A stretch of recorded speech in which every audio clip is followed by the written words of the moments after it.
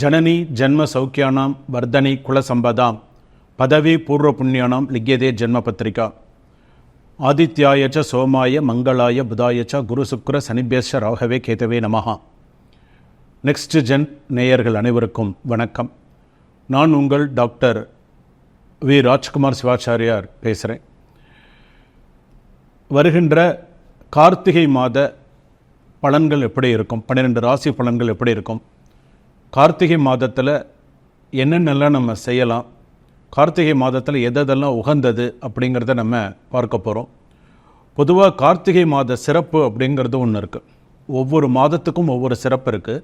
கார்த்திகை மாதத்திற்குன்னு ஒரு தனி சிறப்பே இருக்குது. இருளை நீக்கி ஒளி தரும் மாதம் கார்த்திகை மாதம். வளமான வாழ்க்கையை தரக்கூடியது கார்த்திகை மாதம்.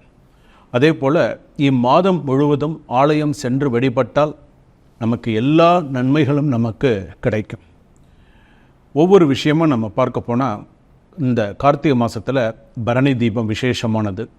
அதே போல் திருக்கார்த்திகை தீபம் ரொம்ப விசேஷமானது.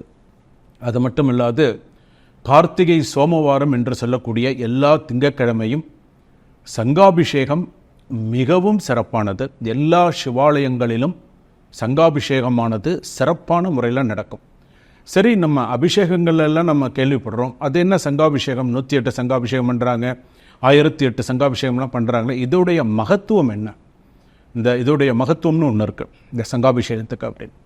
அதாவது இந்த சங்கு அப்படிங்கிறது ஒரு மனிதனுடைய வாழ்க்கையில் 3 முறை வந்துட்டு போகிறது. ஒரு மனிதனுடைய சராசரி மனிதனுடைய வாழ்க்கையில் முதல் சங்கு அப்படிங்கிறது குழந்தைக்கு பால் கொடுக்குறாங்க இல்லையா, அதான் முதல் சங்கு, குழந்தைக்கு பால் கொடுக்கறது அப்படிங்கிறது.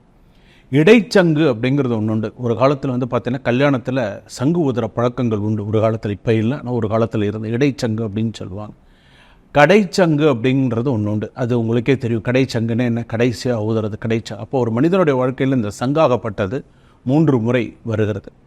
அப்போ இந்த சங்கு அப்படிங்கும்போது இடம்புரி சங்கு இருக்குது, வலம்புரி சங்கு இருக்குது. இந்த வலம்புரி சங்கு இடம்புரி சங்குனால 108 சங்குனாலையும் 1008 சங்குனாலையும் வில்வ சுவாமிக்கு பார்த்தீங்கன்னா சங்காபிஷேகமானது பண்ணுவாங்க, ஹோமங்கள்லாம் பண்ணி. அதே போல் 108 அந்த தீர்த்தம் இருக்குது பார்த்திங்களா, அந்த தீர்த்தம் அவ்வளோ விசேஷமான தீர்த்தம். ஒவ்வொரு சங்குலையும் பார்த்தீங்க அப்படின்னு சொன்னால் ஒரு ரூபாய் காயின், ஒரு தர்பை, ஒரு மாயலை, ஒரு பூ, சந்தனம் குங்குமம் வைத்து அது முறையாக அது சிவலிங்கம் மாதிரி அடுக்குவாங்க. அழகாக இருக்குது. அதுக்கு பூஜைகள்லாம் செய்து, ஆவாகன பூஜைகள்லாம் செய்து ரொம்ப சிறப்பான முறையில் அந்த சங்காபிஷேகமானது நடைபெறும். அந்த சங்காபிஷேகம் பார்த்தாலோ, அந்த சங்காபிஷேக தீர்த்தம் நமக்கு கிடைச்சாலோ மிகப்பெரிய புண்ணியம் நமக்கு. இதெல்லாம் கார்த்திகை மாதத்தில் மட்டுமே வரக்கூடியது. கார்த்திகை சோமவாரம் என்று சொல்லக்கூடிய எல்லா சோமவாரமுமே விரதம் இருப்பாங்க. சில பேர் கார்த்திகை சோமவார விரதம் இருக்கிறது உண்டு. அந்த சோமவாரம் அப்படிங்கிறது அவ்வளோ ஒரு விசேஷமானது, அதி உன்னதமானது அப்படின்னு சொல்லுவாங்க. அதே போல் சிவலிங்கத்திற்கு, நீங்கள் வீட்டில் வைத்திருக்கக்கூடிய சிவலிங்கமாக இருக்கட்டும், நீங்கள் ஆலயத்திற்கு கொண்டு சிவாலயமாக இருக்கட்டும், அந்த சிவாலயத்தில் போய் நீங்கள் நினச்சது நடக்கணும் அப்படின்னு சொன்னால் இந்த கார்த்திகை மாதத்தில் சோமவாரத்தில் சிவலிங்கத்துக்கு நீங்கள் பார்த்தீங்கன்னா நெய் அபிஷேகம் செய்து மறிக்கொழுந்தினால் அர்ச்சனை செய்தால் நீங்கள் நினச்சது உங்களுக்கு கண்டிப்பாக நடக்கும். நீங்கள் செஞ்சு பாருங்கள், அதுக்கப்புறம் நீங்களே சொல்லுவீங்க. ஏன்னா அந்த அளவுக்கு அதுக்கு ஒரு பிரசித்தி பெற்றது. நெய்யினால் அபிஷேகம் பண்ணணும், மறிக்கொழுந்தினால சுவாமிக்கு அர்ச்சனை பண்ணணும் இந்த கார்த்திகை மாதத்தில். அதுதான் அதில் விசேஷமானது. சரி, இப்போ அந்த கார்த்திகை மாதம்னு நம்ம சொல்கிறோம். விருச்சிக ராசியில் சூரியன் சஞ்சரிக்கும் மாதம் கார்த்திகை மாதம். அதே போல் பார்த்திங்கன்னா இதனால் என்னென்ன சேர்க்கை, மன சேர்க்கை, உடல் சேர்க்கை, கர்ப்பதானம் போன்றதுலாம் பிரச்சனைகள் இல்லாமல் இருக்கும். முக்கியமாக கார்த்திகை மாதம் அப்படின்னு சொல்கிறது பார்த்திங்கன்னா திருமணத்திற்கு உகந்த மாதம் அப்படின்னு சொல்லுவாங்க.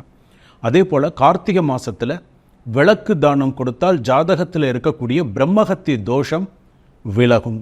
அதுதான் இந்த கார்த்திகை மாதத்துடைய மிகச்சிறந்த சிறப்பு. கடகராசி நேயர்களே, கார்த்திகை மாதம் உங்களுக்கு எப்படி இருக்கும்? கார்த்திகை மாதத்தில் உங்களுடைய ப்ளஸ் மைனஸ்லாம் என்னென்ன இருக்குது? உங்களுடைய ப்ளஸ் அப்படின்னு சொன்னால் இப்போ பார்த்திங்கன்னா பேச்சில் பொறுமையும் நிதானமும் அதிகமாகவே இருக்குது அப்படின்னு சொல்லலாம். அதே போல் உங்களுடைய திறமை அதிகரிக்கும். பணியிடத்தில் பார்த்தீங்க அப்படின்னு சொன்னால் அதிகமான கவனம் தேவை. இதை நீங்கள் ரொம்ப முக்கியமாக எடுத்துக்கணும். அதே போல் பார்த்திங்கன்னா சொந்த தொழில் நிறைய லாபம் கிட்டும். நீங்கள் ஏதாவது சொந்தமாக பிஸ்னஸ் பண்ணுறீங்கன்னு நிறைய நல்ல விஷயங்கள் வரும். அதிலிருந்து இன்னும் கொஞ்சம் விரிவுபடுத்தி அடுத்தடுத்த லெவலுக்கு நீங்கள் கண்டிப்பாக போகலாம். அதே போல் பார்த்திங்க அப்படின்னு சொன்னால் நீங்கள் சம்மந்தப்பட்ட வழக்குகள் ஏதாவது இருக்குது அப்படின்னு சொன்னால் அதெல்லாம் சக்ஸஸ்ஃபுல்லாக இருக்கும். நீங்கள் சம்மந்தப்பட்ட வழக்குகள் மட்டும் நிறைய சக்ஸஸ்ஃபுல்லாக முடியும். அதே போல் பார்த்திங்க அப்படின்னு சொன்னால் புதிய செயல்பாடுகளுக்கு வழிவகுப்பீர்கள். புதிய செயல்பாடுகள், புதிய விஷயங்கள் எல்லாமே நிறையா சக்ஸஸ்ஃபுல்லாக வரும். பொருளாதார வகையில் மிகுந்த லாபம் உண்டு. அது கொஞ்சம் குறையில்லாமல் ஓரளவுக்கு கொஞ்சம் உங்களால் கொண்டு போக முடியும். பணி சுமை அதிகரிக்கும். ஒரு படி, அதாவது நீங்கள் வேலை செய்கிறத விட ஒரு படி அதிகமாகவே பணி சுமை இருக்கும். அதே போல் பார்த்திங்கன்னா கூட்டு தொழில் கவனம் தேவை. அதில் ரொம்ப கவனமாக இருங்க. அதே போல் சிலர் பார்த்திங்கன்னா பண விஷயத்தில் ஏமாந்து போகிறதுக்கு உண்டான வாய்ப்புகள் நிறையா இருக்கும். அதாவது கொஞ்சம் யாராவது பணம் கேட்குறாங்க, ஏதாவது பணம் கொஞ்சம் கொடுக்குறீங்க அப்படின்னு சொன்னால் இந்த பணத்தை கொடுத்துட்டு அவங்க பின்னாடி கொஞ்சம் நம்ம போக வேண்டிய சூழ்நிலை வந்துடும்.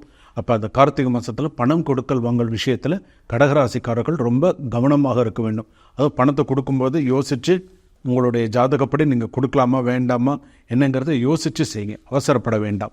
அதே போல் பார்த்திங்க அப்படின்னு சொன்னால் உங்களுடைய இதில் பார்த்திங்கன்னா சில விஷயங்களில் சிந்தித்து செயல்பட வேண்டும். எந்த ஒரு விஷயத்தையும் சிந்தித்து இது செய்யலாமா வேண்டாமா, செஞ்சால் நல்லதா அப்படின்னு சொல்கிற மாதிரி பாருங்கள்.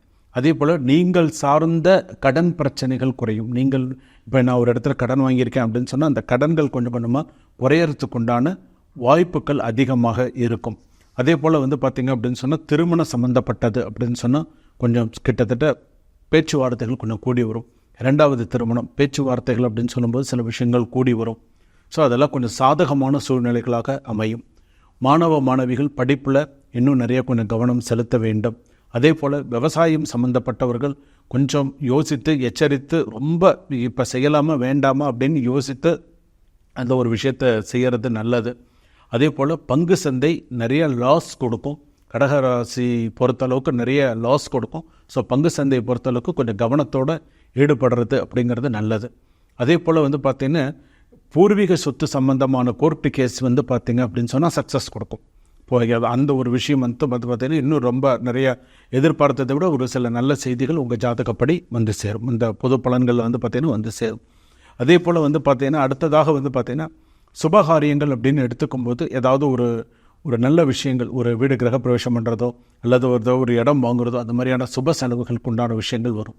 அதே போல் வண்டி வாகனங்களில் மிகுந்த எச்சரிக்கையோட கவனத்தோடு போயிட்டு கவனத்தோடு வாங்க. ஏன்னா வண்டியில் போகும்பொழுது என்ன கரெக்டாக பார்த்திங்க அப்படின்னு சொன்னால் ராசிக்கு அப்படின்னு சொல்லும்போது பார்த்திங்கன்னா அஷ்டமச்சனி அப்படின்னும்போது பார்த்திங்கன்னா ரொம்ப உடல் நலத்தில் ரொம்ப கவனமாக இருக்கணும். வாகனங்களில் கவனமாக இருக்கணும். நீங்கள் காரில் போனாலும் ரொம்ப கவனமாக இருக்கும். எப்படி இருந்தாலும் நீங்கள் கொஞ்சம் உங்களோட உடல்நிலையில் தனியாக கவனம் செலுத்த வேண்டும். அப்போ தான் அடுத்தடுத்து உங்களுடைய உடல்நிலையெல்லாம் சரியாக இருந்தால் தான் உங்களால் அடுத்தடுத்து சில விஷயங்கள் சக்ஸஸ் பண்ணிக்க முடியும். அதே போல் பார்த்திங்க அப்படின்னு சொன்னால் உங்களை சில பேர் ஏமாற்ற நினைப்பார்கள். இப்போ ஏதாவது ஒரு சின்ன விஷயத்தில் உங்களை ஏமாற்றணும்னு நினைப்பாங்க. ஸோ அதனால் அந்த விஷயத்தில் கவனமாக இருங்க. சிறு சிறு சிக்கல்கள் மறையும். சின்ன சின்ன பிரச்சனைகள்லாம் மறையும்.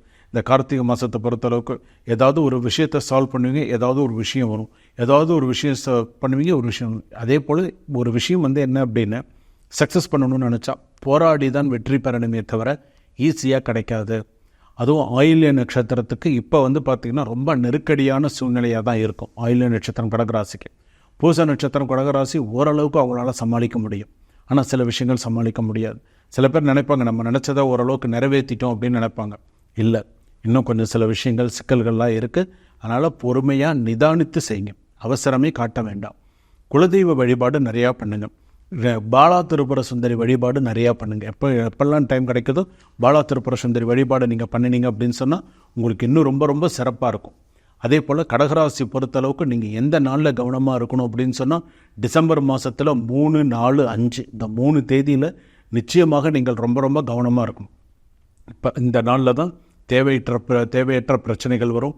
நிறைய நீங்கள் ஏதாவது ஒன்று பேச மாட்டீங்க, தேவையில்லாமல் பேசி அந்த இடத்துல பெரிய பிரச்சனைகள் வரத்துக்கு உண்டான வாய்ப்புகள் வரும். ஸோ ரொம்ப கவனத்தோட ஜாதகத்தில் ஒவ்வொரு விஷயத்திலும் நீங்கள் இருங்க. அதே போல் நீங்கள் செல்ல வேண்டிய ஒரு ஆலயம், இந்த கடகராசி பொறுத்தளவுக்கு கார்த்திகை மாதத்தில் நீங்கள் ஒரு ஆலயம் போயிட்டு வரணும். போயிட்டு வந்தீங்க அப்படின்னு சொன்னால் சில விஷயங்கள் சக்ஸஸ் ஆகும்.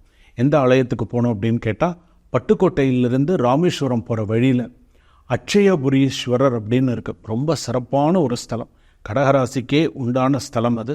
போயிட்டு வந்தீங்க அப்படின்னு சொன்னால் நிறைய நல்ல மாற்றங்கள் கடகராசிக்கு வரும். சரிங்களா? டைம் கிடைக்கும்போது இந்த கோவிலுக்கு இந்த கார்த்திகை மாதத்தில் போயிட்டு வாங்க. சுபம். பொது பலன்கள் இது வந்து பார்த்தீங்க அப்படின்னு சொன்னால் முழுக்க முழுக்க பொது பலன்கள். சில பேருக்கு வந்து பார்த்தீங்கன்னா 100% ஒத்து போயிடும், சில பேருக்கு 70% ஒத்து போகும், சில பேருக்கு 50% ஒத்து போயிடும் இந்த ஜாதகம் அப்படிங்கிறது, பொது பலன் அப்படிங்கிறது. ஆனால் உங்களுடைய சுய ஜாதகத்தில் கிரகங்கள் எப்படி இருக்கோ, என்ன தசாபுக்தி நடக்கிறதோ, சில பேருக்கு சூரிய தசை நடக்கும், சில பேருக்கு ராகு தசை நடக்கும், சில பேருக்கு சனி தசை நடக்கும், சில பேருக்கு சுக்கிர தசை நடக்கும். உங்களுடைய சுய ஜாதகத்தில் கிரகங்கள் எந்த அமைப்பில் இருக்கோ அதை வைத்து தான் வந்து பார்த்தீங்கன்னா அந்த பலாப்பலன்கள் அப்படிங்கிறது மாறுபடும். சில பேர் சொல்லுவாங்க, சுவாமி இப்போ நீங்கள் வந்து இப்போ பலன்கள் சொல்கிறீங்க, அது சில எனக்கு வந்து பொருந்தலை அப்படின்னு சொல்லுவாங்க. சில பேர் எனக்கு அது நீங்கள் சொல்கிற மேஷராசி பலன்கள் வந்து எனக்கு பொருந்தலை, இப்போ ஒரு துளாராசிக்கு சொல்கிற பலன்கள் எனக்கு பொருந்தலை அப்படின்னு சொல்லுவாங்க. பொருந்தாததற்கு காரணம் என்னென்னு உங்களுடைய சுய ஜாதகம், நீங்கள் உங்களுடைய சுய ஜாதகத்தை காண்பித்து அப்போ நம்ம பார்த்து சொல்லும்போது 100% வந்து பார்த்திங்கன்னா ரொம்ப சரியான முறையில் இருக்கும். ஏன்னா தசாபுக்தி இருக்குது, தசாபுக்திலேயே அந்தரம் இருக்குது, அதே போல் எந்தெந்த இப்போ உங்களுக்கு எந்தெந்த கிரகம் நீச்சமாக இருக்குது, எந்தெந்த கிரகம் உச்சமாக இருக்குது, உங்கள் ராசிப்படி எப்படி இருக்கும், எல்லாமே உங்களுடைய ஜாதகத்தை பார்த்தால் நம்ம சொல்ல முடியும்.